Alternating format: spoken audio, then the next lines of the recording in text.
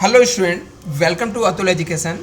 तो फ्रेंड, आज की वीडियो में मैं आपको कुछ ऐसे ट्रिक बताने वाला हूँ जिसको आप लोग फॉलो करके स्टडी करके बोर्ड एग्जाम में 90% मार्क्स ला सकते हो।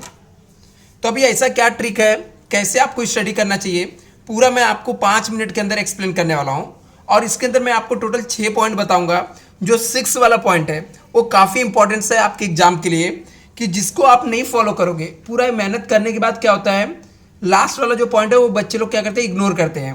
और बाद में क्या होता है, परसेंटेज कम आते हैं। तो चलो फ्रेंड, हम लोग स्टार्ट करते हैं।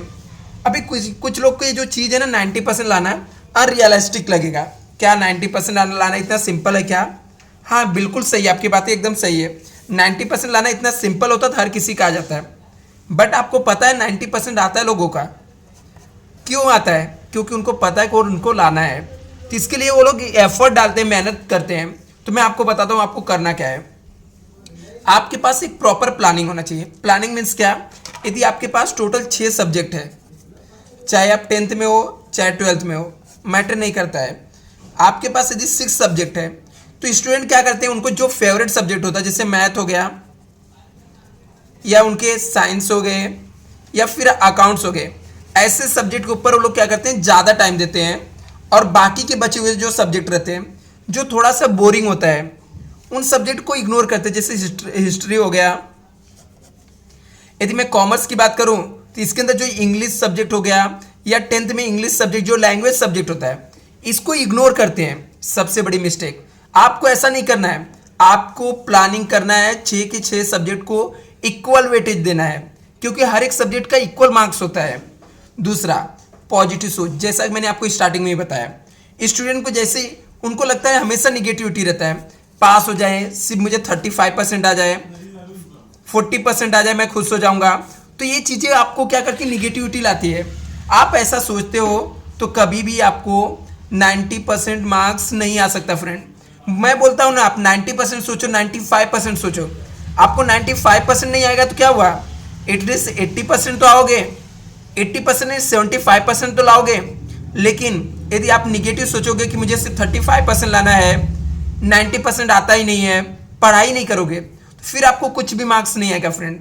तो आपको दूसरा क्या करना, पॉजिटिव सोच रखना है। आपको अच्छे सोच रखना है कि हाँ, पॉसिबल है। आपने कई बार ऐसी कहावत सुना होगा कि दुनिया में कुछ भी इम्पॉसिबल नहीं है। अभी भी आपके पास दिसंबर है, जैन है, फेब, बहुत होता है, 90 डे है। आपके पास कितने 6 बुक है।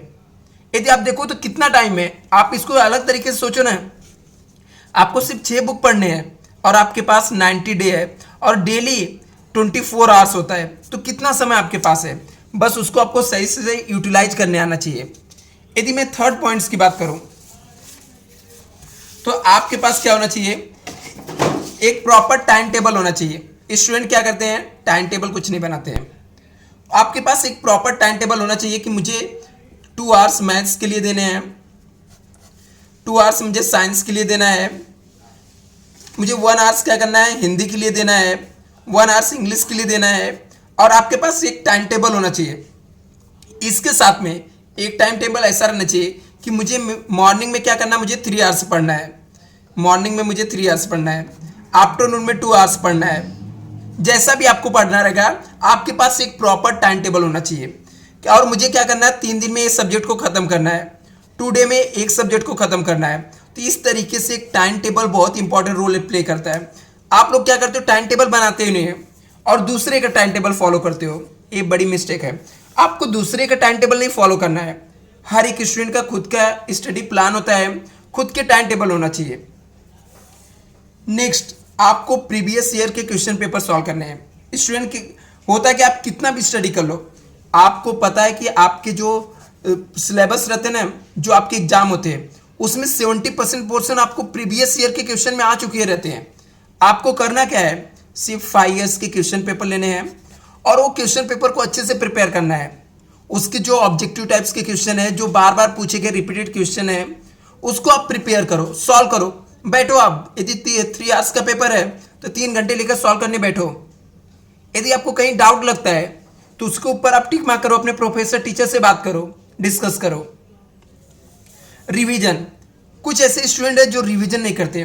मैं बता दूं फ्रेंड, पढ़ाई के साथ साथ रिवीजन बहुत मायने रखता है। यदि आप रिवीजन नहीं करते हो तो आप कितना भी पढ़ो कोई मैटर नहीं करता है।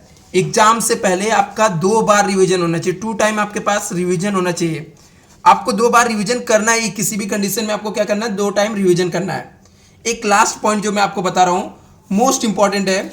लोगों का होता क्या, कितना भी टॉपर है, कितना भी अच्छा स्टूडेंट रहे, कितना भी एफर्ट देके पढ़े, लेकिन लास्ट के 10 दिन क्या होता है ना, पढ़ाई करने का मन नहीं करता है। शुरू में बहुत मेहनत करता है, शुरू में 10 घंटे पढ़ेगा, 10 आवर्स पढ़ेगा, बहुत मेहनत करेगा और हर एक सब्जेक्ट को पढ़ेगा, लेकिन जैसे लास्ट के 10 दिन आता है ना, फिर उसका पढ़ने से मन हट जाता है। आपको क्या करना है, आपका कॉन्सेंट्रेशन उस 10 दिन बना के रखना है किसी भी हाल में। ये जो लास्ट के 10 डे रहेगा, इसके ऊपर आपको बहुत फोकस करना है। जो सब लोग मिस्टेक करते हैं, 80% स्टूडेंट जैसे अपने लक्ष्य के पास पहुंचने वाले रहते हैं, फेल हो जाते हैं।